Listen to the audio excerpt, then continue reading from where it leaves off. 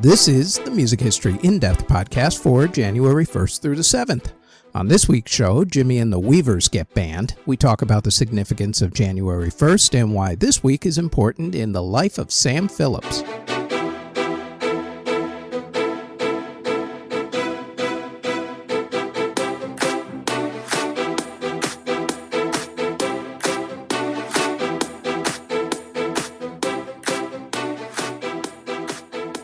Jimi Hendrix was never really one to play by the rules, which is what made him one of the greatest guitarists to ever live, if not the greatest guitarist to ever live. It was his experimenting with blues, feedback, and many other things that made musicians want to copy him. This particular event is a good example of that whole musicians wanting to copy him part. Back on January 4th, 1969, the Jimi Hendrix Experience was scheduled to appear on singer Lulu's variety TV show, Happening for Lulu, on the BBC. Lulu was a big pop star at the time. The band was supposed to play the song Voodoo Child, and then for their second song, they were supposed to play the song Hey Joe and move that song into Lulu's big hit To Sir With Love, while Lulu came up on stage to sing with them. Now, two things influenced what happened next. The first was that the band smoked way too much pot backstage before the performance. The second was that the band Cream was rumored to have broken up just before the performance took place. Jimi went on stage and the band went through Voodoo Child without any problems at all. Then the band started playing their first hit, Hey Joe, which was not exactly one of Hendrix's favorite songs. They played a little bit of it, and then Hendrix stopped playing it right in the middle of the song and decided to play Cream's song Sunshine of Your Love in instrumental form for so long that Lulu never got on stage to sing with Sir With Love. The group was banned from the BBC from that day forward. While Hendrix was the first to mess with establishment television and radio, he was definitely not the last. The Doors messed with Ed Sullivan by singing the censored line Girl We Couldn't Get Much Higher while performing their song Light My Fire, and then they were banned from the Ed Sullivan TV show after that. Elvis Costello and his group The Attractions pulled a Hendrix on Saturday Night Live when Elvis stopped playing the song Less Than Zero and instead started playing Radio Radio, which he was definitely not supposed to play. That little act of defiance got him and his band The Attractions a multi-year ban from Saturday Night Live. They could have cared less, as Elvis did it as a publicity stunt because The Attractions were just starting out in America, but they weren't really getting much traction as a live act. The publicity stunt / Hendrix tribute changed all of that. Nirvana being Nirvana, they had to give the idea their own little spin. During the 1992 MTV Video Music Awards, MTV wanted the band to play the song Lithium. The band wanted to play their song Rape Me, which was banned at the time.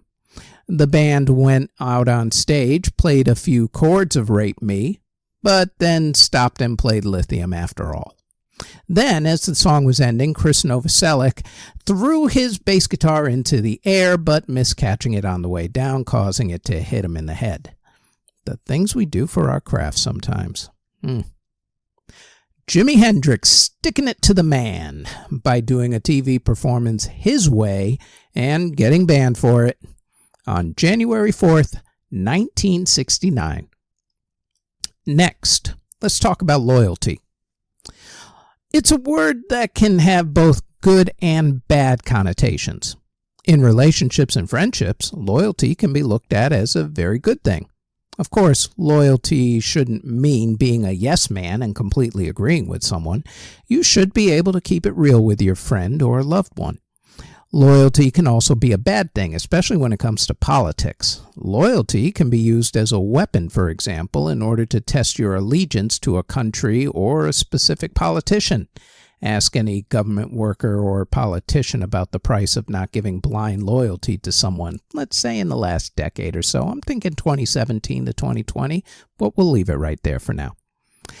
You could also ask the same thing to the members of the folk music group the Weavers.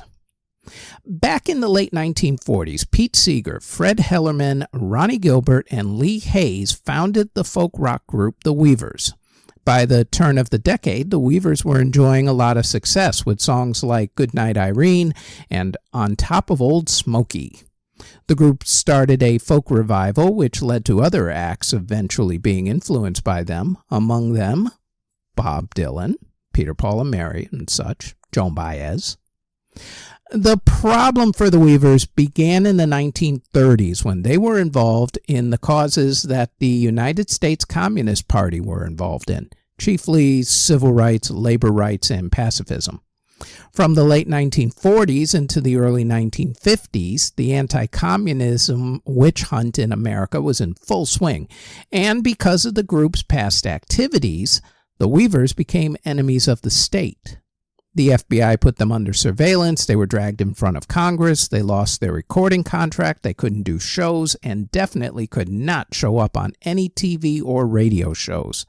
It was a complete and utter blacklisting of their careers, which eventually led to them calling it quits. In the late 1950s into the early 1960s, though, things began to look up again for them. The communist witch hunt had died down after journalist Edward R. Murrow helped to take down the chief politician and opportunist who orchestrated the witch hunt, Joseph McCarthy. Boy, remember when journalists actually did their job? Amazing. The Weavers even got back together and started to get their career back. They were even scheduled to go on the NBC Tonight Show on January 2nd, 1962. The Tonight Show was a big show, especially back then. It was enjoying popularity under its second host, Jack Parr, who had taken over for the original host, Steve Allen, back in 1957. Someone at NBC, however, got a little antsy about having the Weavers on. Even though the Red Scare had subsided and John F. Kennedy was now president, NBC did not want to have any backlash for having the Weavers on. So, just before the show, NBC officials came to the Weavers with an ultimatum. They would allow the group to perform on the show, but only if they signed a document disavowing the Communist Party. This was the Weavers' big chance to get their career back, going in the right direction again, and all they had to do was sign this statement. They looked at the statement, and then every single person in the group said that they wouldn't sign it. That was it. Right after that, NBC canceled their performance. What is ironic is that host Jack Parr himself would walk off the Tonight Show set just over a month later after one of his segments had been censored. He would return to the show less than a month after that, but by the end of the year, the show had a new host, Johnny Carson, who held hosting duties right into the early 1990s. As for the Weavers, they wouldn't get to go on national television again until 1968, when another radical TV show that also ran into a lot of political controversy appeared on the scene, the Smothers Brothers Comedy Hour Show, starring the anti-war singing comedy duo of Tom and Dick Smothers. That show would also be canceled after one season due to their anti-war stance, even though the show was a ratings juggernaut. As for the Weavers, all of the original members have since passed on, the latest being Fred Hellerman back in 2016. The price of loyalty with the cancellation of the appearance of the Weavers on the NBC Tonight Show with Jack Parr, January 2nd, 1962.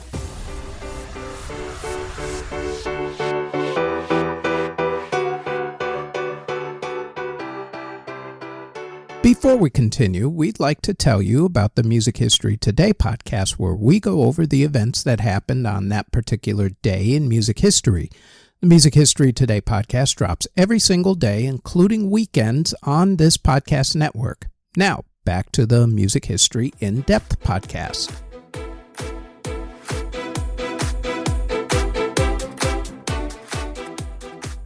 The first week of January was important to Sam Phillips for a couple of reasons. First, it was when he was born. January 5th, 1923 to be precise, in Florence, Alabama. Sam started working at a radio station in Muscle Shoals, Alabama as an announcer and engineer during the Great Depression to help his family pay the bills. When Sam was growing up, his family had a farm, and it was during that time that he fell in love with R&B, the blues, and gospel as the farm workers sang those songs in the fields all the time. At the radio station where he first worked, they played those songs along with the usual standards of the day, which gave Sam the idea to help springboard those types of music once he changed radio stations and moved to Memphis, Tennessee in 1945. On January 2nd, 1950, Sam Phillips opened up the Memphis Recording Service studio, where he let guys like B.B. King, Howlin' Wolf, Ike Turner, Bobby Blue Bland, and Junior Parker record their music. In 1952, he renamed the studio Sun Record Company, which also became his own record label. The way things worked back then was this. Musicians would come in and record the songs, then Sam would sell the songs to the bigger record labels. It was a pretty decent living. During this time, Sam realized something, though. He wanted R&B and the blues to be loved by everybody, regardless of race, but he knew that in order to get the music to the mainstream, he would need to find artists with an image to sell it. On January 4th, 1954, Elvis Presley walked into Sun Records in order to record a couple of songs for his mother, as it was also Elvis's birthday that was coming up 4 days after that. Sam wasn't in the studio that particular day, but another person who was there, radio personality Marion Keisker, was in the studio, and based on what Marion heard, talked Sam into listening to Elvis sing. Sam invited Elvis to come back and record, and together they found a few guys to play with. One night they were fooling around and playing a blues song called That's All Right. They decided to record it and give it to a local DJ who played the song 3 days later. The radio station switchboard lit up, wondering who the singer was, and that was the beginning. Another artist who joined the famed record label was Roy Orbison. Roy was born in Texas in 1936. When he was 6 years old, he was given a guitar. Roy started playing in a band called the Wink Westerners, who played country music and also had their own local radio show. When he finished high school, he went to North Texas State College. His idea was to originally study geology so that he could work in the oil fields if music didn't pan out for him. Once he heard that fellow North Texas State College student Pat Boone had gotten a record deal, he resolved to do the exact same thing. He ended up transferring to Odessa Junior College, and while there, he and what remained of the Wink Westerners played dances on the weekends and had a local television show. One day, Johnny Cash stopped by to perform on the TV show. He suggested that the group audition for Sam Phillips at Sun Records. They auditioned, and Sam, well, he turned them down, flat. Around this time, Roy and his band got a better TV gig with a bigger station. They changed the name of the band to the Teen Kings, and since Sun Records didn't take them, the group decided to record a song that Roy had written a few years earlier while at North Texas State College called Ooby Dooby. Once they released it on Jewel Records, the song did well. It also got noticed by Sam Phillips, who only months earlier had turned the group down flat for a recording contract, but this time, Sam said yes. The Teen Kings re-recorded Ooby Dooby for Sun Records, and the song went to number 59 on the Billboard Singles Chart. The group ended up splitting up, but Roy decided to stay at Sun. Two other artists who made their names recording for Sam were Johnny Cash and Jerry Lee Lewis, and these four recording artists made up what would be coined the $1 Million Quartet, and all would go on to have amazing careers, helping to establish the foundation for what would be eventually called rock and roll, which is black slang for sex. Sam would famously sell Elvis's contract to RCA Records for $35,000, and as the years went on, Sam lost interest in the recording studio. Eventually, it was taken over by his sons. Don't feel too bad for Sam, though. See, Sam took that $35,000 that he got from selling Elvis's contract, and he invested it in a hotel chain that was just starting up at the time. That fledgling little hotel chain was Holiday Inn. You may have heard of it. That investment turned Sam Phillips into a multi-millionaire. Not bad for a kid from the Great Depression. Sam has been inducted into a few Hall of Fames, including the Rock and Roll Hall of Fame, the Blues Hall of Fame, and the Country Music Hall of Fame. The birth of Rock and Roll Hall of Fame inductee Sam Phillips, January 5th, 1923. Sam Phillips opening what became the legendary Sun Studios, January 2nd, 1950. The band Rush is, along with Yes, one of the most influential progressive rock groups of all time. Started in 1968 in Willowdale, Toronto, Ontario, the original lineup was guitarist Alex Lifeson, singer and bassist Jeff Jones, and drummer John Rutsey. After only a couple of weeks, though, Jones was replaced by Alex's classmate Geddy Lee. And even though they added and subtracted a couple more people, this was the lineup that they went with by 1971. As for the band's name, well, that came courtesy of John Rutsey's brother. The group played in Toronto, gained a following, and in 1973 they released a single which went nowhere and didn't lead to a recording contract. At that point, though, Rush decided to do what at that time was considered still a pretty novel way of doing business. They said screw the record labels, and they created their own record label, Moon Records. In 1974, they released their debut album, simply called Rush, and released their first single off of it, Working Man. At first, the song seemed destined to go nowhere, but then a radio station in working-class city Cleveland, Ohio, started playing it because of its lyrics of pride of the working man, and the song took off right after that. Right after the success of Working Man, John Rutsey developed health problems concerning diabetes. Plus, he was never really a fan of touring to begin with, so he left the group. Geddy and Alex decided to go the audition route to find their drummer, and they found what eventually became one of the greatest drummers of all time, said by both critics and other drummers alike, I might add. That drummer's name? Neil Peart. The partnership would last a lifetime. Neil did the majority of the lyrics, while Geddy and Alex took care of the musical part. At first, they started out as a rock band. By 1977, they went into progressive rock with albums like A Farewell to Kings and Hemispheres. Moving Pictures, Permanent Waves, Signals, Grace Under Pressure, Power Windows, and Hold Your Fire came after that.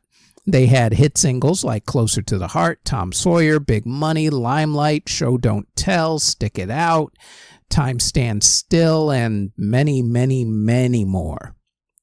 The group lasted until August 1st, 2015. On that day, they played their last show at the Los Angeles Forum. The only people who knew that this was going to be the final show was the band. When they were done playing, Neil Peart did something that he never did in any other concert. He came out from behind his drum kit and took in the applause with the rest of the band rather than walking off the stage like he normally did. Unbeknownst to everyone else, Neil had started his fight with brain cancer and wanted to spend what time he had left with his family. He actually had to be convinced by the other guys to do this final tour. The band unofficially broke up in 2018, and on January 7th, 2020, Neil Peart passed away from brain cancer at the age of 67. Neil Peart was precise yet reckless in his playing. Even at his wildest, you never thought that he was out of control. he took drumming to a whole other level. It was a level that was needed in progressive rock if you were going to play it well. Neil was widely considered one of the greatest drummers of all time, both by critics but especially by the group that knows how difficult it is to do what he did, other drummers. He won Best Rock Drummer from Modern Drummer magazine 9 times, including winning Best Recorded Drum Performance from them 16 times. He also won 14 different awards from Drum magazine. In my opinion, he was probably second behind Keith Moon of The Who for greatest drummer of all time, but I'm sure that's up for debate. Neil was the writing force behind the band as well, with some of his lyrics being put into a poetry book. He once told Rolling Stone magazine back in 2015, quote, "It's about being your own hero. I set out to never betray the values that 16-year-old had, to never sell out, to never bow to the man. A compromise is what I can never accept." End quote. The death of the iconic drummer Neil Peart of the group Rush from brain cancer on January 7th, 2020.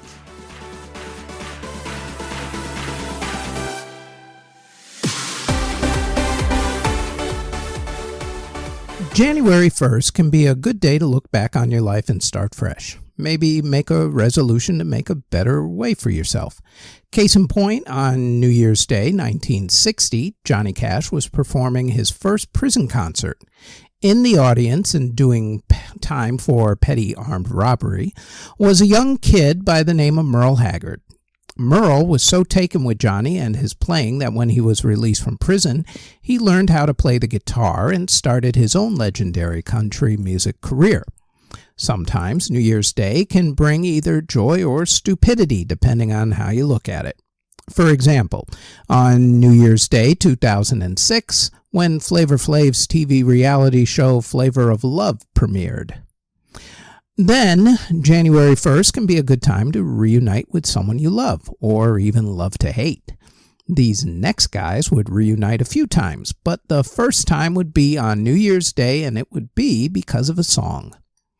Paul Simon and Art Garfunkel, or Simon and Garfunkel if you will, were one of the biggest selling musical duos of all time. They, along with the Mamas and the Papas, were symbols of the 1960s counterculture movement. They originally met in Queens, New York, and started off as the duo Tom and Jerry. After a while, they went by their last names for their music name. They also changed their music from pop music to folk music. Their first album did pretty badly, so they did what most duos would do. They broke up. Breaking up, as you will see, it will be a running theme throughout their career. What brought them back together for the first time was that someone took one of the songs from their first album and mixed it with electric guitar and drums.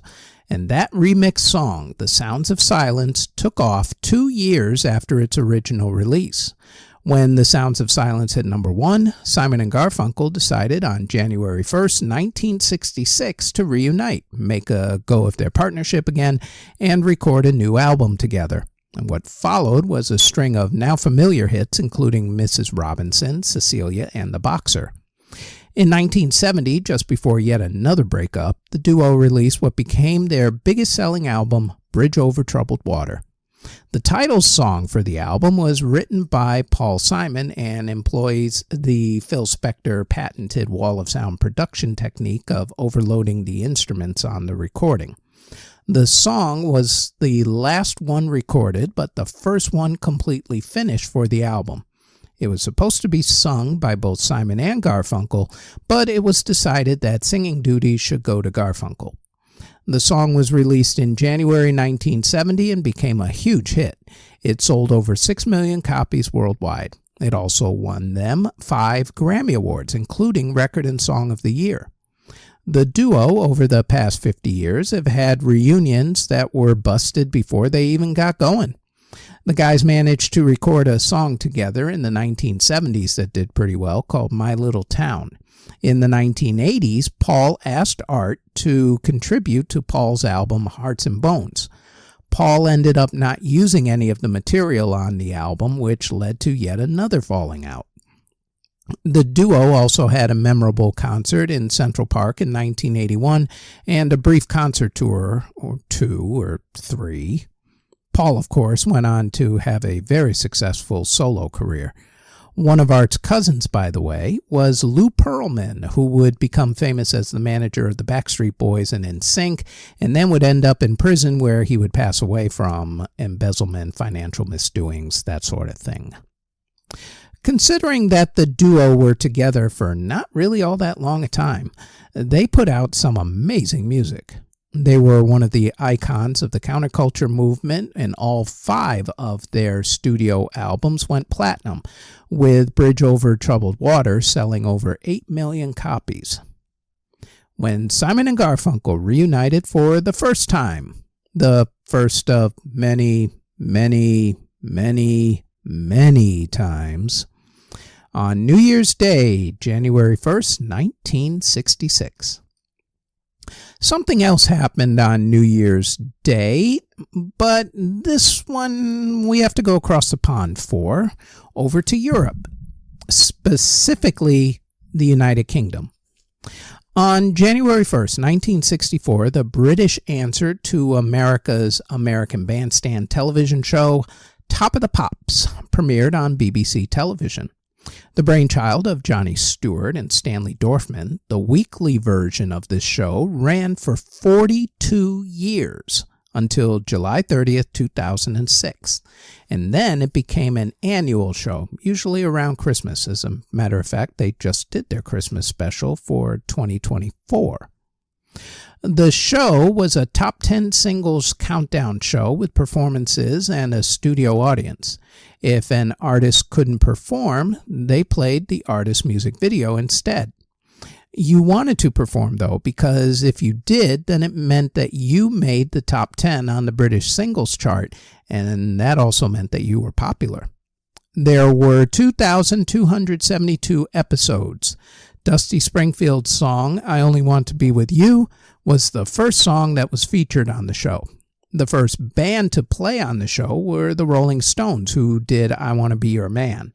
When the weekly version of the show ended, Snow Patrol had the honor of being the last band to perform. They did the song Chasing Cars. Status Quo had the most appearances during the 42-year run, with 87 of them.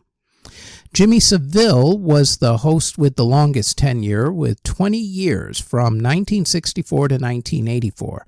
There were a lot of hosts over the 42 years. The specials and best of shows have been hosted by Clara Amfo since 2017, and they're still going strong as a yearly or even every other month type of thing. Back to Jimmy Seville for a minute, because his name requires mentioning something. And it's not good.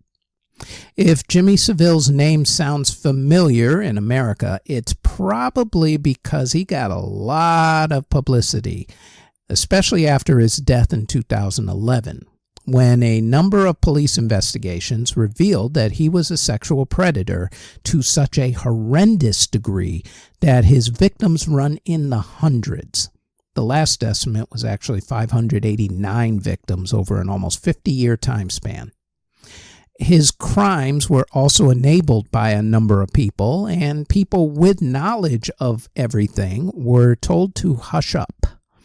If you don't want to Google Jimmy to find out specifically what happened, and you actually have Netflix, then check out Jimmy Seville, A British Horror Story.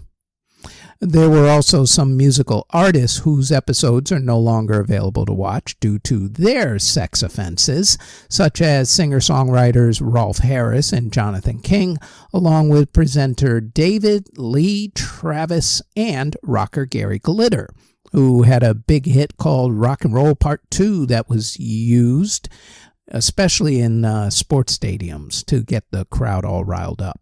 It was a good song. But because of his sex offenses, including spending time in prison for pedophilia, people finally canceled him, so it no longer gets played. Still, an iconic show, which also had the first performance of what became known as glam rock. the premiere of the iconic British television music show Top of the Pops, January 1st, 1964. Let's finish off with a new segment this year I'm calling Quick Hits, where we do a minute or so of a particular person or event. First off, this man was born Joseph Robert Sadler on New Year's Day, 1958 in Barbados.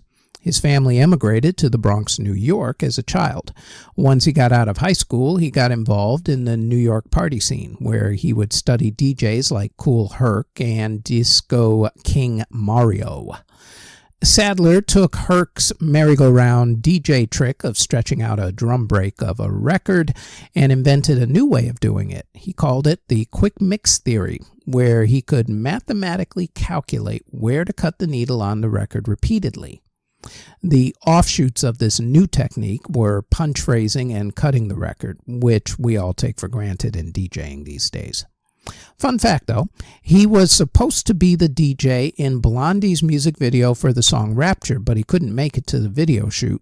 So she got artist Jean-Michel Basquiat to take his place.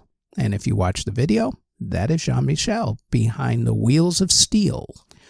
More importantly to our little story here, Sadler got together with a few more guys, and together they became the first hip-hop artists to be inducted into the Rock and Roll Hall of Fame.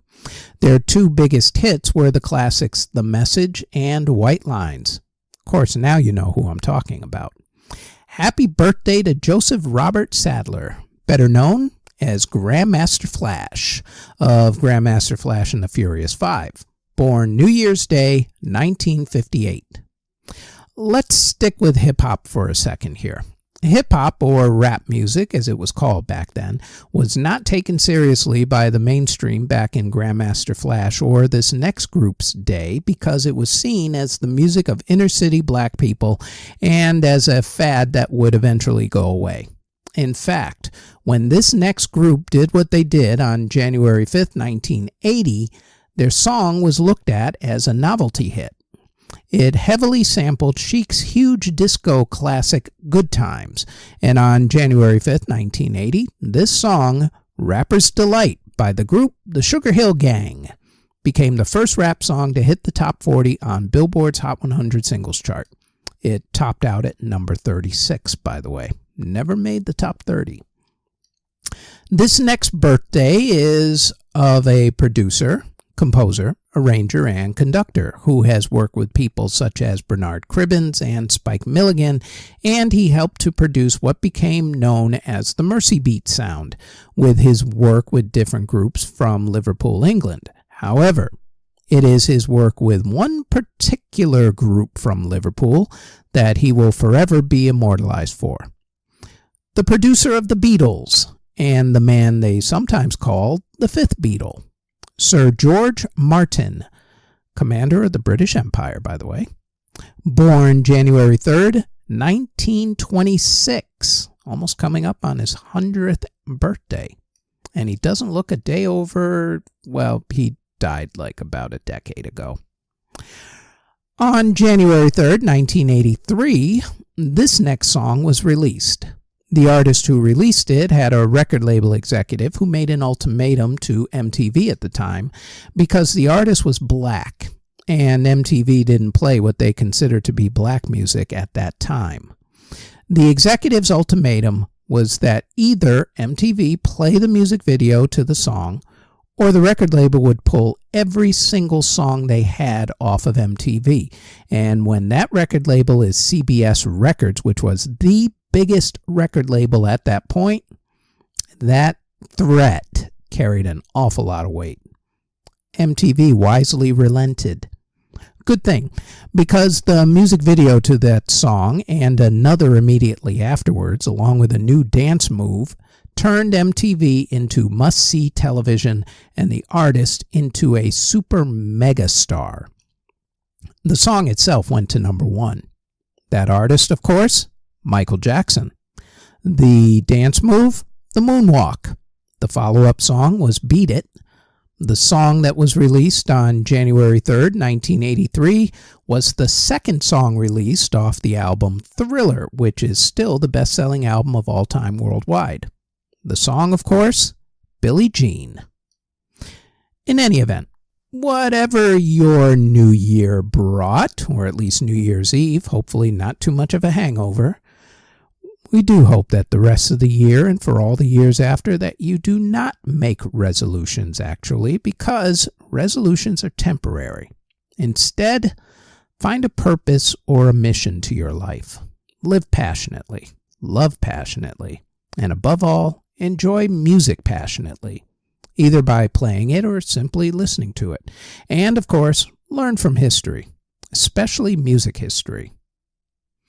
And that is it for the Music History In-Depth podcast for January 1st through the 7th, Season 2 of this podcast, I might add. Thank you very, very much for listening and or watching on YouTube or Spotify.